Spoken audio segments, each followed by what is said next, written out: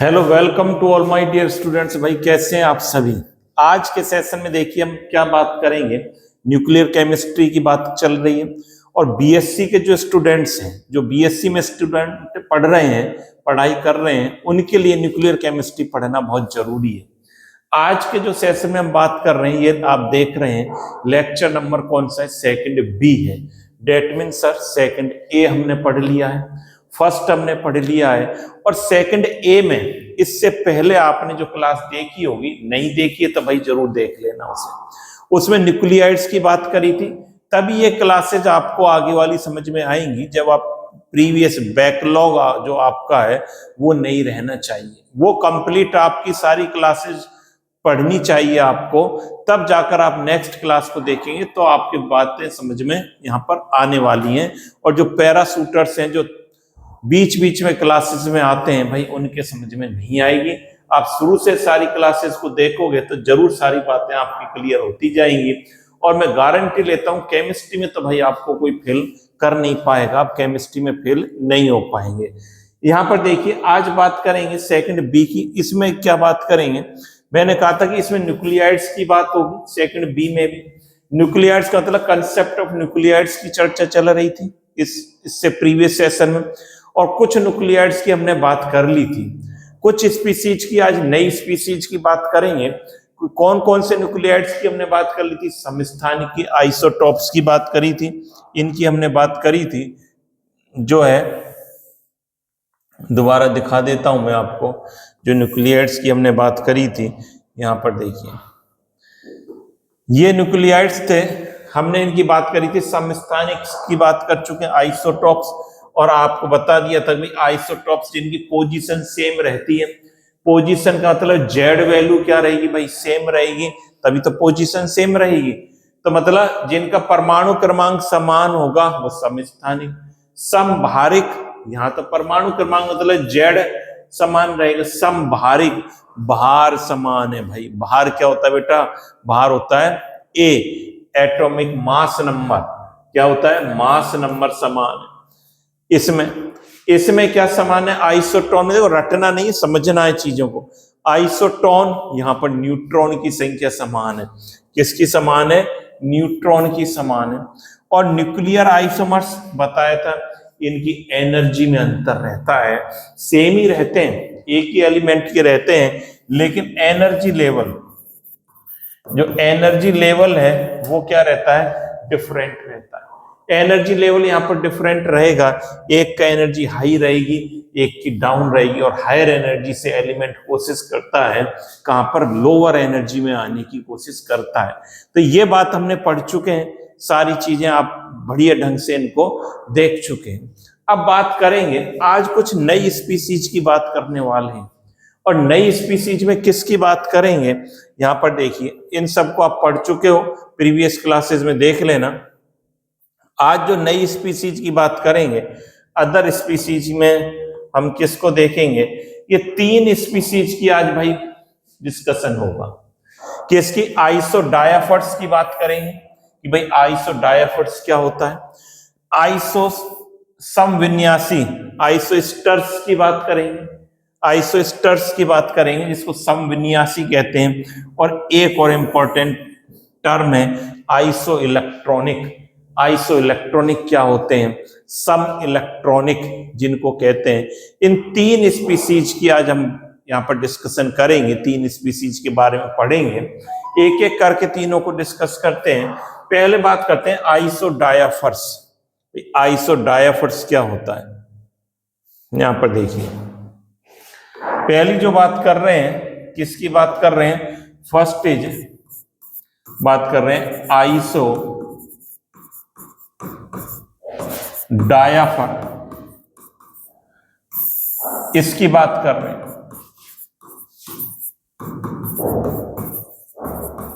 आइसोडायाफर्स की बात करेंगे। फर्स्ट, आइसोडायाफर्स में क्या होता है, आपने कहीं सुना है कि भाई आइसोडायाफर्स का मीनिंग क्या है।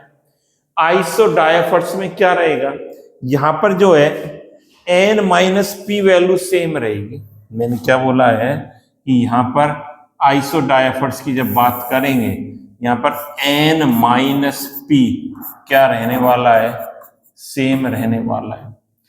एन क्या होता है अभी बताने की आवश्यकता नहीं है भाई।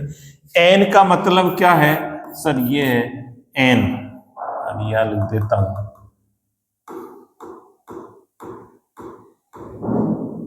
यहां लिख लेते हैं। एन क्या है भाई, number of neutrons, N neutron की संख्या हो गई। और पी क्या है आपका, नंबर ऑफ प्रोटॉन्स है सर, नंबर ऑफ प्रोटॉन्स। एक बात और बता दे भाई मुझे कि प्रोटॉन और किसके बराबर होता है। सर आपने बताया था जो न्यूट्रल मॉलिक्यूल है, न्यूट्रल मतलब उदासीन अणु, मॉलिक्यूल है उदासीन परमाणु है, उदासीन तत्व है हमारा, उसमें जो है P बराबर क्या रहता है, Z बराबर इलेक्ट्रॉन, यही तो रहता है। मतलब ये बात निकल कर आ गई, P किसके बराबर है, Z के बराबर है। तो मैं इसको ऐसे लिख सकता हूं क्या भाई, इसको हम ऐसे लिख सकते हैं क्या, N माइनस जेड सेम रहे हमारा, N माइनस जेड सेम रहे, ऐसे लिख सकते हैं क्या। अच्छा एक बात और बात बताइए, देखिए मतलब आइसोडायफर्स में एलिमेंट्स का क्या सेम रहने वाला है, N minus P value same रहेगी। N न्यूट्रॉन में से प्रोटॉन घटाओगे जो मान आएगा वो सेम रहेगा दोनों एलिमेंट का। और न्यूट्रॉन, अब न्यूट्रॉन में दिक्कत आती है न्यूट्रॉन निकालने में कि न्यूट्रॉन की संख्या को न्यूट्रॉन कैसे निकालते हैं, ये पढ़ाया आपने, A बराबर क्या P प्लस N। आप न्यूट्रॉन कैसे निकालोगे, N बराबर A माइनस पी, ऐसे न्यूट्रॉन निकलेगा। न्यूट्रॉन निकालना थोड़ा कठिन है। और P किसके बराबर है, P बराबर क्या है, Z, तो N बराबर क्या A माइनस जेड हो सकता है क्या, बिल्कुल हो सकता है सर। N बराबर क्या हो सकता है, A माइनस जेड भाई लिख सकते हैं। तो यहां देखो N की जगह मैं क्या लिख दूं, A माइनस जेड कर दूं, क्या कर दो सर, A माइनस जेड, ये क्या बन गया, A माइनस 2Z बन गया क्या भाई, A माइनस 2Z बन गया क्या। अब मैं क्या कह सकता हूं, अब ये कह सकता हूं, ये इंपॉर्टेंट बात है, ये वाली, ये कह सकते हैं कि हमें कुछ नहीं देखना, A माइनस 2Z की वैल्यू निकाल लो, यदि ये सेम आती है तो एलिमेंट क्या रहेंगे, आइसोडायफर्स क्यों, तो क्या होंगे, आइसोडायफर्स होंगे। ये बात आ गई समझ में। तो मॉलिक्यूल हमारा क्या रहेगा, आइसोडायफर्स कहलाएगा। ये बात आपकी समझ आनी जानी चाहिए कि A माइनस जेड मतलब A माइनस 2Z, ये हमारा सेम रहना चाहिए। और A माइनस 2Z आपका सेम रहेगा, डेट मीन्स ये जो है आपका सेम रहेगा A माइनस 2Z, तो एटम क्या कहलाएगा, एलिमेंट क्या कहलाएगा, आइसोडायफर्स कहलाएगा। इसको आप बना लें, फिर एग्जाम्पल की बात करेंगे। बना रहे हो, बिल्कुल बना लें। डेफिनेशन देख लेते हैं एक बार, लो डेफिनेशन की बात करते हैं पहले। देखो यहां पर डेफिनेशन क्या कहती है, आइसोडायफर्स ऐसे न्यूक्लियाइड का समूह है जिनके नाभिक में प्रोटॉन और न्यूट्रॉन की संख्या का अंतर समान होता है। जिसमें क्या रहता है, प्रोटॉन और न्यूट्रॉन की संख्या का अंतर क्या रहता है, समान होता है। प्रोटॉन और न्यूट्रॉन की संख्या की, यही तो बात कर रहे थे, प्रोटॉन न्यूट्रॉन का मतलब क्या है, प्रोटॉन न्यूट्रॉन की संख्या का अंतर समान रहता है। इसका मतलब प्रत्येक युग्म के लिए न्यूट्रॉन संख्या n, प्रोटॉन संख्या z बराबर होता है। ये जो n माइनस जेड, और इसको मैं क्या बोल रहा था, n माइनस पी, और हमने इसको किस में कन्वर्ट कर दिया, A माइनस 2Z, इसमें कन्वर्ट कर दिया था। ऐसे नाभिक हैं जैसे प्रोटॉन न्यूट्रॉन संख्या भिन्न भिन्न होती है लेकिन उनके बीच का अंतर समान रहता है। ये ऐसे नाभिक हैं जिनमें प्रोटॉन और न्यूट्रॉन की संख्या क्या रहती है, भिन्न भिन्न होती है। प्रोटॉन न्यूट्रॉन की संख्या भिन्न भिन्न होती है, उनके बीच का अंतर समान रहता है। ये बात समझनी है।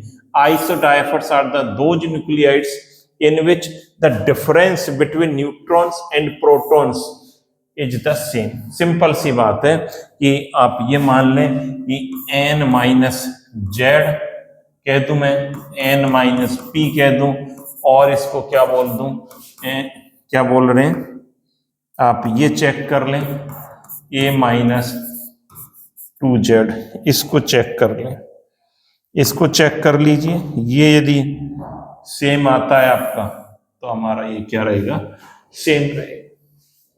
इसको आप चेक कर लें, यदि ये सेम आता है तो अपना सेम रहेगा। अब एग्जाम्पल की बात करो सर, कोई एग्जाम्पल बताओ तब जाके हमारे बात समझ में बैठेगी। तो भाई एग्जाम्पल देख ले, जैसे एक एग्जाम्पल है अपने पास, मैं लिखता हूं TH थोरियम 90 234, थोरियम 90 क्या लिख देता हूं 234, और इसका साथ ही है यूरेनियम 92 238, इसमें चेक कर लो यूरेनियम 92 और 238। अब इसमें देखो आप चेक करो, यहां पर देखते हैं, यहां पर जो है इसमें Z बराबर कितना है सर, इसमें 90 है, इसमें 92 है, Z बराबर हो गया। A बराबर Z कह दूं और P भी सेम ही रहेगा, Z A बराबर 234 है और 238, इसमें किसी को तकलीफ है क्या भाई? ये सिंबल का रिप्रेजेंटेशन बताया था, ये जो नीचे लिखी होती संख्या परमाणु क्रमांक को बताती है, और इसको क्या कहते हैं Z बोला जाता है, और यही इलेक्ट्रॉन की संख्या के बराबर रहती है, यही प्रोटॉन की संख्या के बराबर रहती है। इसमें आपको कोई समस्या नहीं रहनी चाहिए। Z बराबर लिख लिए 90 और 92 हमने नोट कर लिया, बहुत बढ़िया, ये कर लिया। तो A बराबर क्या 234 और 238 लिख लिया, बिल्कुल लिख लिया सर, Z भी लिख लिया, A भी लिख लिया। अब A माइनस 2Z निकाल ले भाई, अब लिख लिया तब इंतजार मत करो, A माइनस 2Z निकालो सर। A कितना है इसके लिए, देखो 234 माइनस 2 इंटू 90 क्या हो जाएगा, निकालना भाई 234 माइनस 180, 234 में से 234 में से 180 कर दो, कितना आएगा सर, ये 54 आएगा। मुझे पता है आपकी कैलकुलेशन बहुत ही स्ट्रॉन्ग है और इसमें आपको कोई दिक्कत नहीं आती है। अब देखो नहीं आती है तब इसमें देखो, इसके लिए A माइनस 2Z निकालो, A इसका कितना है सर 238 है, माइनस 2 इंटू 92 है सर इसके लिए, तो 238 माइनस क्या कर दूं 184 कर दो सर, 184 कर दो। इसमें से माइनस करना भाई, ये भी सर 54 ही आ रहा है, ये भी 54 ही आ रहा है, इसमें कोई दिक्कत नहीं आ रही, ये भी 54 आ रहा है।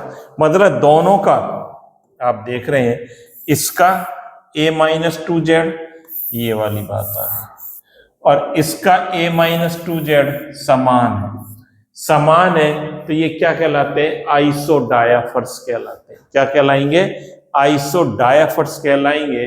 और इतनी बात आपके समझ में आ जानी चाहिए, इस आ रही है बात समझ में, तो भाई इसको आप नोट कर लो एक बार, तब अगली बात करेंगे। नोट कर लें इसको, बना लिया भैया, बहुत बढ़िया। तो ये बात समझ में आ गई होगी। A माइनस 2Z निकाल लो, N माइनस P को भी अपन ने N माइनस Z को भी क्या कर दिया हमने, बहुत सिंपल कर दिया। एक एग्जाम्पल और देखना चाहो तो यहाँ पर एक एग्जाम्पल की और हम बात कर सकते हैं। जैसे रेडॉन है हमारे पास, क्या है सर Rn86 होता है 220, इसका साथ ही है पोलोनियम, और ये है पोलोनियम कितना होता है 84 होता है, और 216 है।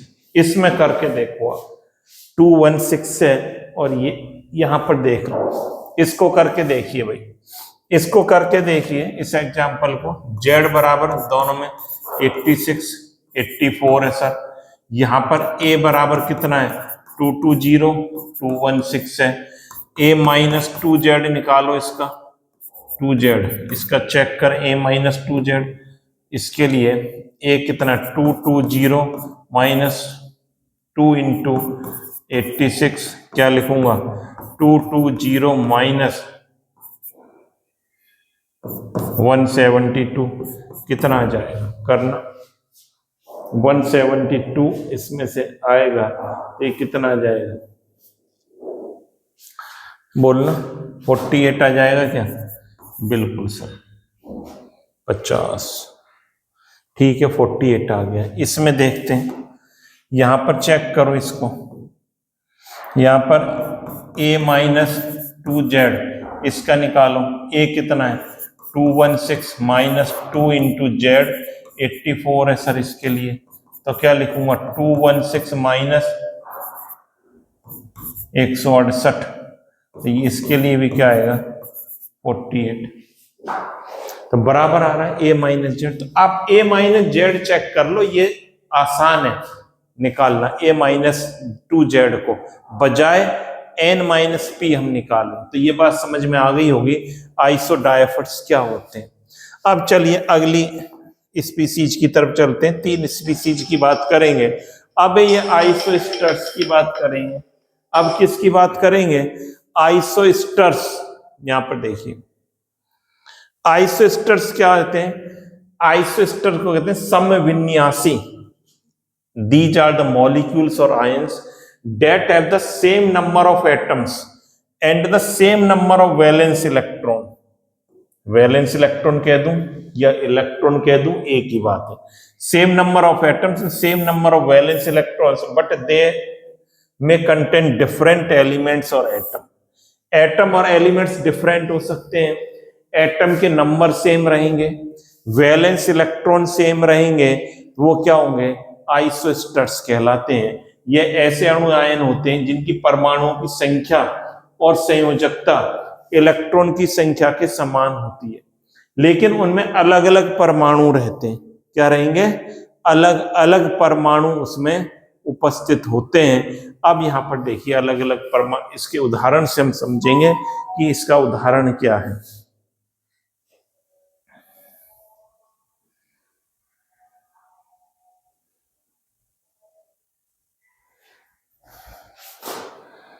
एग्जाम्पल कोई ध्यान में आ रहा है क्या आपके जैसे एक उदाहरण एक मॉलिक्यूल लिखता हूं CO2 CO2 को तो सब जानते हैं एक CO2 है और एक और लिख देते हैं N2 इसको देखो भाई।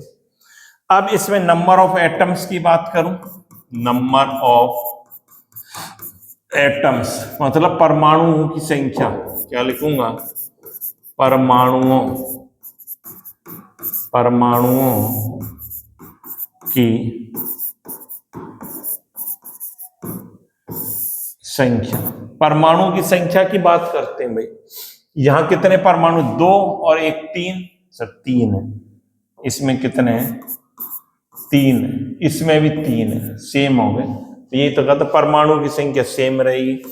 नंबर ऑफ इलेक्ट्रॉन्स की बात करें कार्बन पर 6 इलेक्ट्रॉन है ऑक्सीजन पर कितने 16 और 6 22 हो गए सर 22 इलेक्ट्रॉन। यहां पर देखिए नाइट्रोजन पे 7 होते हैं तो 14 इलेक्ट्रॉन और ऑक्सीजन पर 8 इलेक्ट्रॉन 14 और 8 22 इलेक्ट्रॉन ये होगा इसमें।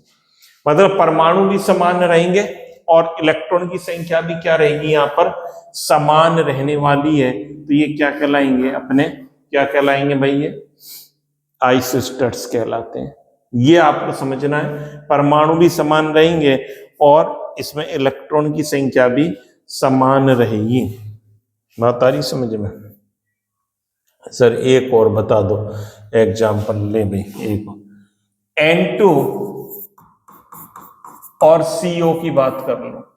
N2CO में परमाणु देखो एटम्स यहां कितने हैं 2 हैं सर। यहां पर 2 एटम है यहां पर भी 2 एटम है। इलेक्ट्रॉन्स देखो इलेक्ट्रॉन्स यहां पर कितने हैं यहां पर इलेक्ट्रॉन्स कितने नजर आते हैं आपको इलेक्ट्रॉन यहां पर 7 14 इलेक्ट्रॉन है सर।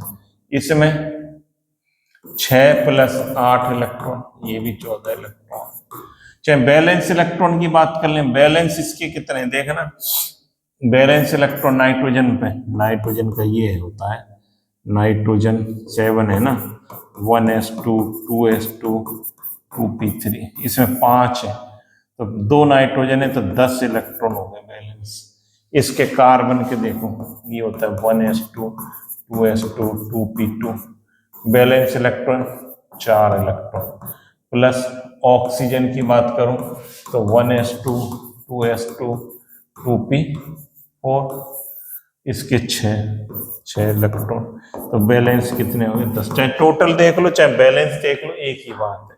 तो इसको भी नोट कर लें आप, इस एग्जाम्पल को भी, तो ये भी बहुत बढ़िया आइसोस्टर्स की बात है, और बात समझ में भी आ रही होगी। ये आइसोस्टर्स हमारे क्या होते हैं, परमाणु की संख्या तो समान रहेगी, साथ साथ और किसकी संख्या समान रहने वाली है भाई, इलेक्ट्रॉन की संख्या भी समान रहने वाली है। तो ये आइसोस्टर्स की बात यहाँ पर हो गई, आप इसे भी नोट कर लें। एक और लास्ट में बचा है, इसको भी पढ़ लें। क्या एक स्पीसीज और है, इसकी भी बात कर लेते हैं, आइसो इलेक्ट्रॉनिक। कहाँ गया ये, आइसो इलेक्ट्रॉनिक के नाम से ही पता चल रहा है। आइसो का मतलब क्या होता है, समान होता है। सर ये कई बार पढ़ लिया हमने।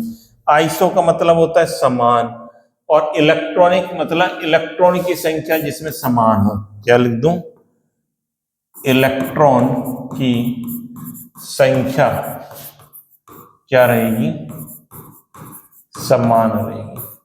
इलेक्ट्रॉन की संख्या यहां पर समान रहेगी। आइसो इलेक्ट्रॉनिक ऐसे परमाणु आयन अणु होते हैं जिसमें इलेक्ट्रॉन की संख्या समान होती है, चाहे प्रोटॉनों की संख्या अलग क्यों ना हो, इनके इलेक्ट्रॉनिक विन्यास भी अक्सर समान रहते हैं। आइसो इलेक्ट्रॉनिक स्पीसीज में क्या रहेगा, are atoms ion molecules that have the same number of electrons regardless of the number of protons, they often have similar electronic configuration। मोटी मोटी बात ये समझ लें आप कि इसमें इलेक्ट्रॉन की संख्या समान रहेगी, वो क्या होंगे, आइसो इलेक्ट्रॉनिक होंगे। जैसे एग्जाम्पल से भी हम पढ़ समझ सकते हैं, जैसे कोई उदाहरण देखो, हमने लिखा नियोन और Na+। नियोन में कितने इलेक्ट्रॉन होते हैं, 10। Na+, इसमें भी 10 इलेक्ट्रॉन है, यहाँ भी 10 इलेक्ट्रॉन, सेम इलेक्ट्रॉन की संख्या। सर कोई मॉलिक्यूल बताओ, मॉलिक्यूल का एग्जांपल ले भाई। देखो जैसे ये मैं बात करूं H2O और Ne, H2 में 2 हाइड्रोजन तो 2 इलेक्ट्रॉन, प्लस 8 इलेक्ट्रॉन, तो कितने हो गए, 10 इलेक्ट्रॉन। और इसमें भी 10 इलेक्ट्रॉन, ले इसमें भी सेम हो गए, आइसो इलेक्ट्रॉनिक हो गया। अच्छा ये समझ में आ रही है, तो ये बताओ भैया, तुम्हें बताना है, क्या बताना है, देखो ये बताना है Na+, हमारे पास ये स्पीसीज है, क्या है, Na+, Mg+2 और Al+3, ये 3 स्पीसीज हैं। इसमें इलेक्ट्रॉन की संख्या बताओ। Na का इसमें कितना होता है, 11, Mg का 12 होता है सर, Al का 13 होता है। अब क्या करना पड़ेगा, Na+ की बात करेंगे तो 11 - 1 10 इलेक्ट्रॉन, Mg+2 की बात करूंगा तो 12 - 2 10 इलेक्ट्रॉन, Al+3 की बात करेंगे तो क्या बात करेंगे, 13 - 3 बराबर, सब में सेम है। प्लस का मतलब इलेक्ट्रॉन का हटना, जितना पॉजिटिव चार्ज रहेगा एलिमेंट एटम पर उतने इलेक्ट्रॉन हमें क्या कर देने हैं, माइनस कर देने। तो इसको भी आप नोट कर लें, इसको भी नोट कर लें। एक एग्जाम्पल और बताओ, देखो एक एग्जाम्पल और बात करते हैं। मैं लिखता हूं N-3 O-2 F-, ये माइनस वाला है। तो नाइट्रोजन पर देखिए इलेक्ट्रॉन कितने हो जाएंगे, यहाँ N पर 7 होते हैं, O पर 8 होते हैं, F पर 9। यहाँ n-3 की बात करेंगे तो 7 + 3 10 इलेक्ट्रॉन, या O-2 की बात करेंगे तो 8 + 2 10 इलेक्ट्रॉन, F- की बात करेंगे तो 9 + 1 = 10। मतलब इलेक्ट्रॉन की संख्या क्या आएगी, सेम आएगी। तो इसे भी आप नोट कर सकते हैं, यहाँ भी हमारे इलेक्ट्रॉन की संख्या क्या आएगी, सेम आएगी। तो आज ही हमने 3 स्पीसीज की बात कर ली। आइसोडायफर्स को आपने सीख लिया, आइसोस्टर्स को भाई सीख लिया, और आइसो इलेक्ट्रॉनिक को सीख लिया। तो तीनों स्पीसीज को आप पढ़ें और नोट्स भी बनाते जाएं, और सारी क्लासेस को आपको फर्स्ट क्लास से लगातार देखना है, तो ज्यादा चीजें आपके क्लियर, कंसेप्ट क्लियर होगा और आप बढ़िया पढ़ पाएंगे। तो thank you students, have a nice day. लगातार आप कमेंट्स करते रहें और ज्यादा से ज्यादा स्टूडेंट्स को आप शेयर करते रहें, इससे ज्यादा से ज्यादा स्टूडेंट्स को इसका बेनिफिट मिलता रहे, जिसमें आपका 1 5 पैसा भी खर्च नहीं होता है। तो thank you, have a nice day.